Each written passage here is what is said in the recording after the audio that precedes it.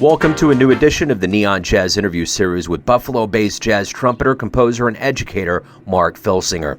We caught up with him while he was on tour as a sub with the indie rock band Bright Eyes. He opened up about quite a bit with us from his tour stop in Dallas.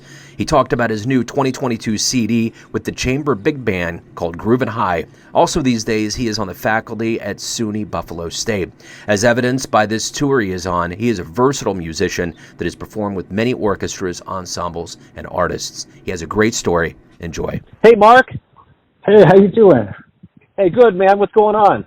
Yeah, well, thanks very much for calling and your interest in this interview here. Yeah, my pleasure. Thank you for taking a minute out. I appreciate it. So let's talk about the new CD, Groovin High, with the chamber big band. And, you know, it's coming out now during a time where the world's been opening up. We're on the tail end, hopefully, of this pandemic, and it's been a few long years. How does it feel for this to be coming out right now? It's sort of related to all that you just asked about. I mean, I had this band together pre-pandemic, and you know, we played a lot around the Western New York area, and then we had some great concerts planned. This actually featuring Bobby Militello. We were going to do his 70th birthday celebration in March of 2020. And so I wrote all the music to do that concert, and we had big plans. We had a couple of nice venues to do the show, and that of course got shut down. At that time we thought, oh yeah, maybe in a month we'll reschedule, or maybe in July, and then it just kept getting pushed back. And then finally I said, you know what, let's just record an album, and I went all in, and we did it, and we did the studio time, and got Bobby and did the record, and it's been great. Now we're out doing some concerts again, and it's really exciting. How does it feel to be in front of an audience? What's been the reception like? I'm sure it's been relieving. Well, you know what, the thing that I love about the chamber big band or big bands in general, I think like that music really connects with audiences. I'm a jazz trumpet player, so I love playing small group jazz, and that certainly, of course, has its place and everything, but when you're playing with the big band, I think there's a little bit more that a general audience member can maybe catch on to in terms of more melodies, more melodic material, the shout chorus and stuff, and they get really excited by it, and it's a ton of fun getting to play out live. So over this time of quarantine and self-reflection, what did you learn about yourself over this time that maybe you didn't realize before that will just make you stronger now as we all kind of reemerge? Yeah, well, that's a great question too. I'm 42 years old, so when the pandemic hit, I was already kind of feeling if I'm good. I mean, this is my first album that I've ever released and gone all the way, and we have it out on Buffalo Jazz Collective Records, and they're actually for sale. And I've never actually took a project that far before and released it for various reasons, and it just like the pandemic hit, and it just felt like if I'm ever going to do this, the time is right now, and I'm going to put myself out there and hope that people like it. And so far, it seems like it's getting some attention and some radio play, which is kind of shocking to me a little bit, and amazing, and also really awesome, and obviously gratifying. So talk to me about how your music journey began. Where were you born and raised, and kind of how did jazz become your life? Okay, so yeah, I was born and raised in Buffalo. I grew up outside of the city, and my uncle, who is on this album in the trumpet section, Dennis Tribuzzi, he was the lead trumpet player for lots of groups, including the Tommy Dorsey Orchestra, and when it was led by Buddy Morrow. And then Doc Severinsen flew him all over the country to play lead trumpet with all the Pops orchestras that he was conducting, and he went on the road with the Tonight Show Band and all that kind of stuff. So that's how that was my entryway into trumpet, and I used to go hear him play concerts, and of course he hung out with all these guys like Bobby Militello on the album, and when he came back through Buffalo to play, and I would go out and hear these guys play, and by the time I was in like 7th grade, I was just sort of like hooked on that scene. It was just kind of my identity. I just knew at that point that is like sort of the scene I wanted to be a part of, and I've been trying to make it happen ever since. Just playing trumpet, writing music, teaching music, and anything that I can do to be involved with that whole jazz and music scene. So what was the first live show, jazz show, that you saw that really blew you away? Oh, wow. Thinking back, man, hearing great bands coming through Buffalo. I mean, one time when it sticks out in my head when I was in ninth grade, the Count Basie Orchestra in Slide Hampton, and Slide was still alive at that time. They came through this theater that's no longer open, Melody Fair, and it was like a double bill, two big bands playing that night, and me and a bunch of my friends who were from all over Buffalo, not just my high school, but guys who were kind of into music at that point. We were all really excited. We got our tickets and went down together and got to meet the guys in the band. And again, I mean, that's just one example, but there were a bunch of times like that in middle school and high school where I got to go out and see some groups like that, and it just, again, I was just sort of like hooked on it from that point. So who would you cite as musical influences? Who were you listening to? Who were you kind of aspiring to be like? My favorite two writers, and as I'm writing for this project, it's kind of funny that I never grew up being a writer. I never wrote a lot of music. I never arranged things before, really, until I got to grad school. And I was over at Eastman, and Bill Dobbins was there as the director of the jazz ensemble, and he wrote did all the writing classes. And I started to get into that, in my mid-20s. Of course, I've always listened to great writers before that, like Sammy Nestico sticks out, and Thad Jones, of course, and Bill Holman. And I just started, I would listen to an arrangement, like Bill Holman's You Go to My Head, and a couple other ones from In a Jazz Orbit, and I would like listen to something, and if there was something that I liked in it, I would just go and think like, okay, I'm gonna write an arrangement doing that. It could be like a counterpoint course that he wrote. It could be something as simple as I really like how they got into the solo sections. Like there was an extra something that they did to send off the first soloist, and I'm going to try to write an arrangement and work that into it. Little by little, I just kept writing more and more tunes, and I still don't know if I'd consider myself an arranger or a composer at this point, but it's something that I love to do. In terms of my own playlist right now, I'm sort of, it's funny, I'm like obsessed with Charlie Parker, re-obsessed with Charlie Parker, I guess. I don't think you're ever not obsessed with him, but I've been going back recently and just listening to him sort of on repeat on YouTube or whatever, Apple Music or whatever albums that I have, and just like getting back and relearning that music. Again, it's been a few years since I really shed it, so. You're a very well-learned man. You got a PhD and you teach.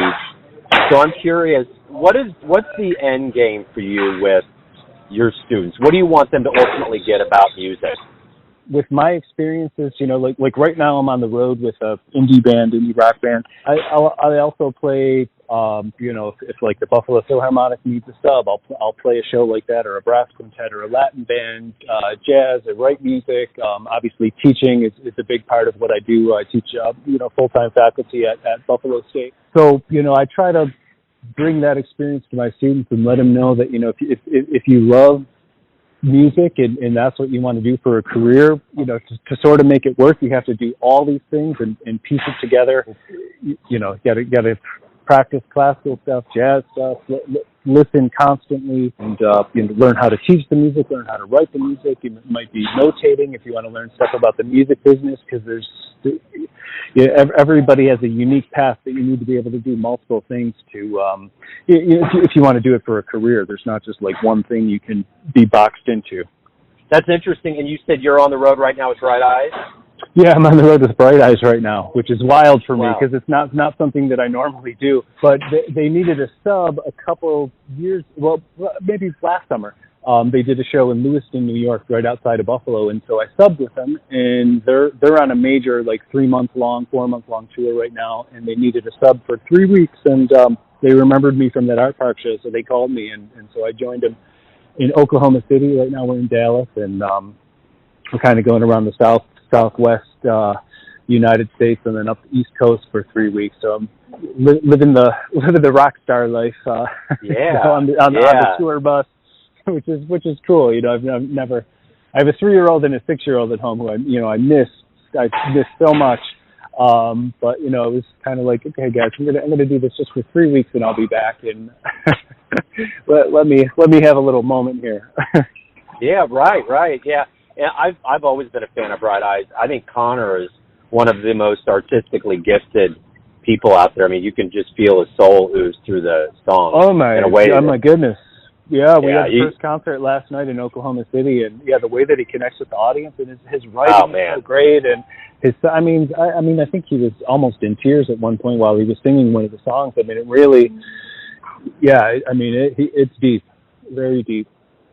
Well, I think the thing from my perspective, you know, I really, really amped up a lot of interviews during the pandemic, and now that we're coming out of it and I'm talking to people on the road and hearing stories, I'm so relieved that everybody's out doing things. And I would imagine for a performer like him that has a tendency of having his heart on his sleeve would have to almost break down because it's overwhelming. I mean, I talked to a couple musicians locally here that told me that they got a little freaked out the first show or two with so many eyeballs looking at them. Like they were at home for so long that the fact that there was that many people looking at them was just kind of weird.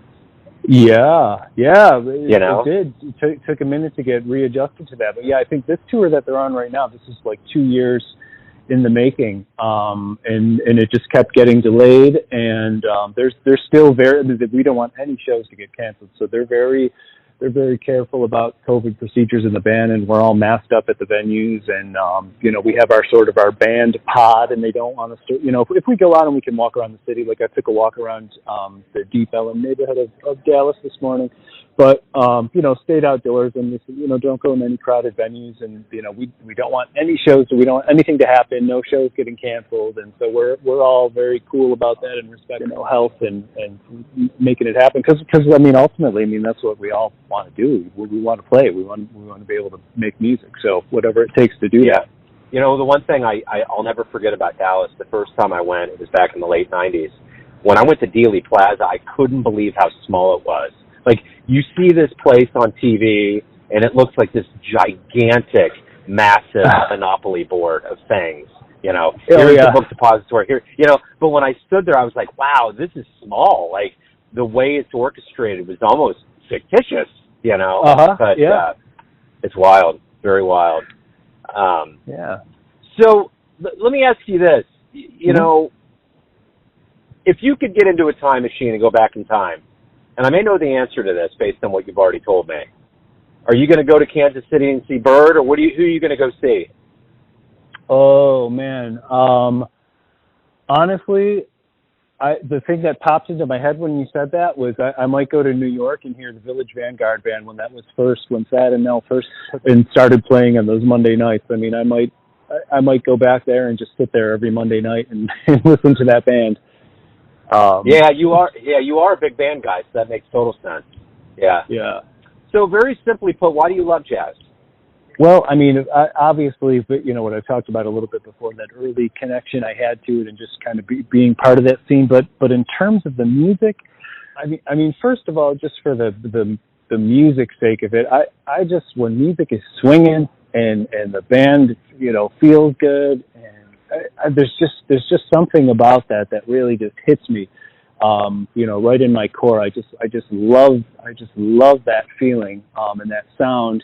And the freedom of being able to improvise and sort of, be in the moment, trying to play differently every night, and always like constantly searching for something new, and, listening to somebody and hearing them play and saying, oh man, what was that? And figuring it out, and then trying to, figure out how to work it into what you're doing. It's just, it's like a never ending quest for learning, and it's for me, that's just like contagious. I just love that part of it.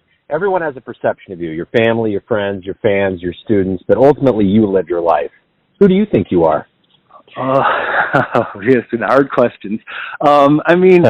At my core, if somebody asked me, who am I, what do, I would say I'm a jazz trumpet player. That's sort of how I see myself. And like I said, I'm doing some writing for this album and put the band together, and there's a whole nother side of me that goes into all that stuff and teaching and everything. But I think that my passion, or how I view myself, is jazz trumpet.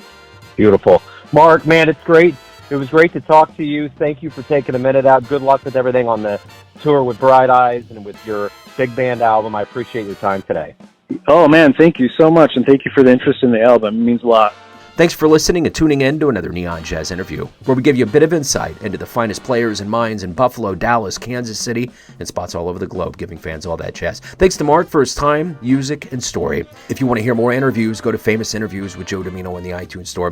Visit neonjazz at youtube.com, and for everything Neon Jazz, go to the neonjazz.blogspot.com. And for everything Joe Domino related, go to joedomino.com, and there you can get involved with Patreon or PayPal to keep Neon Jazz strong. Until next time, enjoy the jazz, my friends.